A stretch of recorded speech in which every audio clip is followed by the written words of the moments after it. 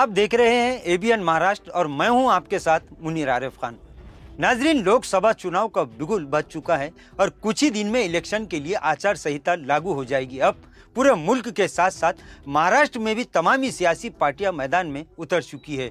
महाराष्ट्र की महाविकास आघाड़ी हुकूमत को ठिकाने लगाने के बाद महायुति सरकार का गठन हुआ और बाल ठाकरे की शिवसेना के साथ साथ मुल्क के बड़े मराठा लीडर शरद पवार की एनसीपी को तोड़कर बीजेपी ने अपने इस बयान पर गोया काम कर ही दिया, जिसमें बीजेपी के सदर जेपी नड्डा ने यह ऐलान किया था कि मुल्क को कांग्रेस मुक्त करना है। दरअसल उनका यह निशाना कहीं और था, यानी मुल्क से अपोजिशन को खत्म करना। लिहाजा इसी मंसूबे पर अमल करते हुए महाराष्ट्र की दो सबसे बड़ी और ताकतवर पार्टियों को तोड़कर बीजेपी ने महाराष्ट्र में हुकूमत कायम की थी। हालांकि शिवसेना हो या एनसीपी, दोनों ही पार्टियों का मामला इस वक्त सुप्रीम कोर्ट में चल रहा है, लेकिन गुज़िश्ता एक साल से इस मामले को इसीलिए तूल लिया जा रहा था कि किसी भी तरह इलेक्शन करीब आने तक ये लोग सत्ता में रहे, और ठीक ही उसी तरह हुआ।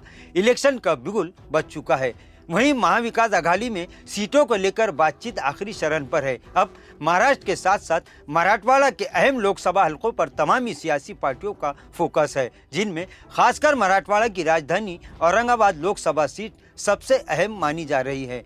औरंगाबाद लोकसभा सीट से जहां महाविकास आघाड़ी और महायुति की जानिब से भी यानी दो उम्मीदवार फिक्स हो चुके हैं, वहीं दीगर पार्टियां भी यहां से किस्मत आजमाने के लिए तैयार है, जिनमें बीआरएस भी शामिल है। और हो सकता है कि बीआरएस से साबिक एमएलए और गुज़िश्ता लोकसभा चुनाव में शिवसेना के 4 मरतबा एमपी रहे चंद्रकांत खैरे की शिकस्त की सबसे बड़ी वजह बनने वाले हर्षवर्धन यादव भी मैदान में उतरने के लिए तैयार है। वहीं एमआईएम का दावा भी बरकरार है, लेकिन कुल मिलाकर 2024 लोकसभा चुनाव तमामी चुनाव से अलग है, क्योंकि इस वक्त तमामी सियासी पार्टियां अपने अपने उम्मीदवारों को ऐवान पार्लियामेंट में पहुंचाने के लिए आखिरी हद तक जाने के लिए तैयार है। अब देखना यह है कि औरंगाबाद लोकसभा सीट से किन किन पार्टियों से किन उम्मीदवारों के नाम का ऐलान होता है और कितने उम्मीदवार औरंगाबाद को फतह करने के लिए सियासी अखाड़े में उतरते हैं। वहीं अब तक आवाम अपने मन की बात जाहिर नहीं कर पाई है, लेकिन जल्दी आवाम की राय भी सामने आ जाएगी कि आखिर औरंगाबाद के आवाम इस मर्तबा किस पार्टी और किस उम्मीदवार के हाथों में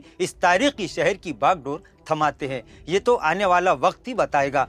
आवाम का ये कहना है कि ऐसे बहुत सारे मसाइल हैं जिन पर आइंदा लोकसभा चुनाव का फैसला होगा। वहीं सियासी पार्टियां अपने अपने पत्ते अब तक नहीं खोल पाई है, लेकिन इतना जरूर है कि इन पार्टियों ने अपने मोहरों को काम पर लगा दिया है और ये लोग गुप्त तरीके से अपनी अपनी पार्टी के लिए माहौल तैयार करने में जुट चुके हैं।